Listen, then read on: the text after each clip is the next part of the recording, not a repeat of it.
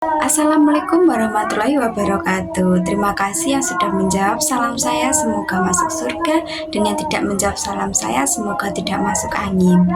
Daripada hanya mikirin dia yang hanya penasaran, ngomongnya sayang tapi nyatanya meninggalkan, lebih baik perhatikan presentasi saya yang akan membawa teman-teman pada kebahagiaan. Perkenalkan, nama saya Insania. Saya dari Prodi Manajemen. Di sini saya akan mempresentasikan tentang studi kelayakan bisnis dengan dosen pengampu yaitu Bapak Rifki Suwaji. Baik, di sini saya akan mempresentasikan di bab 7 yaitu mengenai mampu menganalisis dan menilai studi kelayakan ditinjau dari aspek manajemen dan kebutuhan tenaga kerja pada UMKM. Baik, di sini saya akan menjelaskan mengenai tentang studi kelayakan dan UMKM. Apa sih studi kelayakan itu? Studi kelayakan yaitu proses evaluasi dan analisis yang dilakukan untuk menentukan suatu proyek atau usaha yang layak untuk dilaksanakan. Sedangkan UMKM yaitu usaha mikro atau usaha kecil atau usaha menengah. Dan selanjutnya yaitu aspek manajemen studi kelayakan UMKM. Di situ ada 3. Yang pertama yaitu struktur organisasi,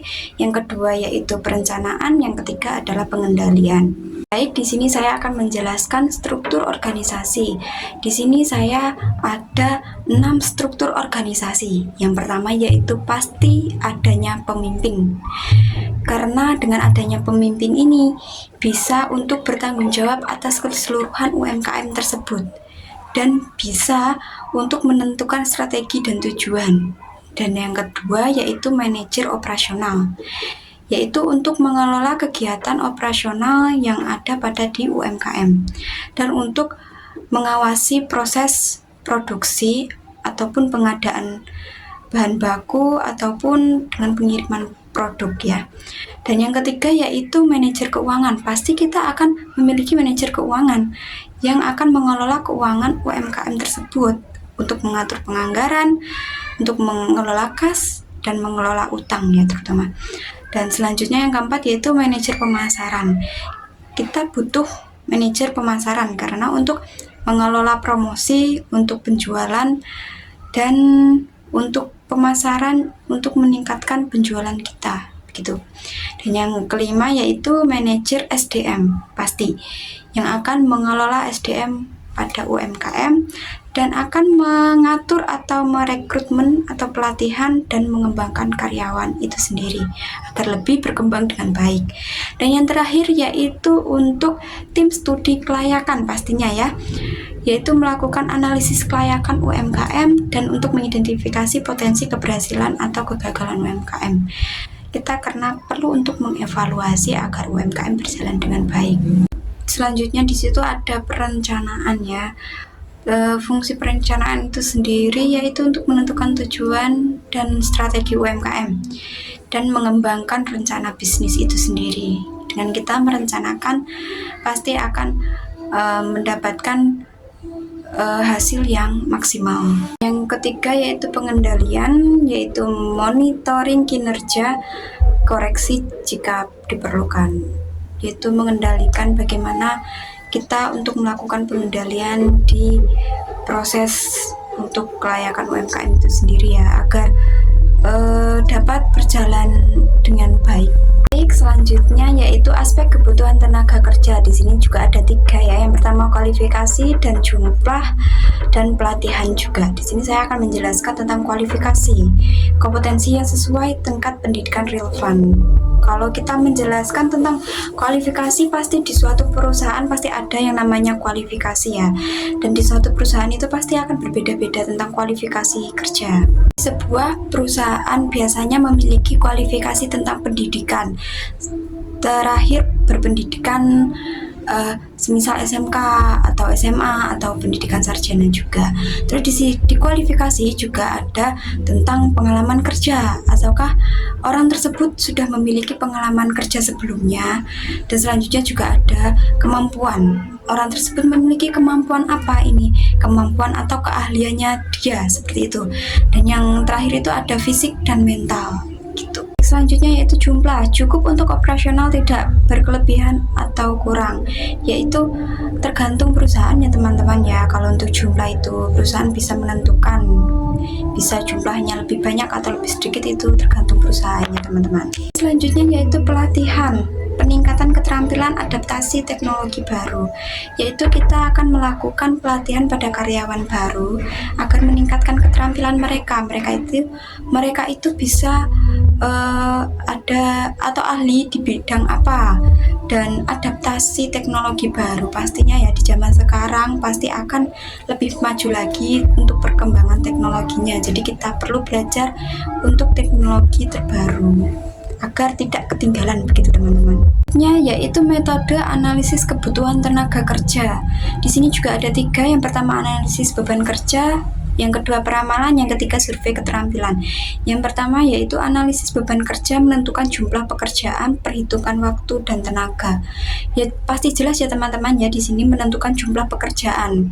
Kita suatu perusahaan pasti akan menentukan kita butuhnya berapa untuk kegiatan proses kerja kita, dan akan memperhitungkan waktu dan pastinya tenaga.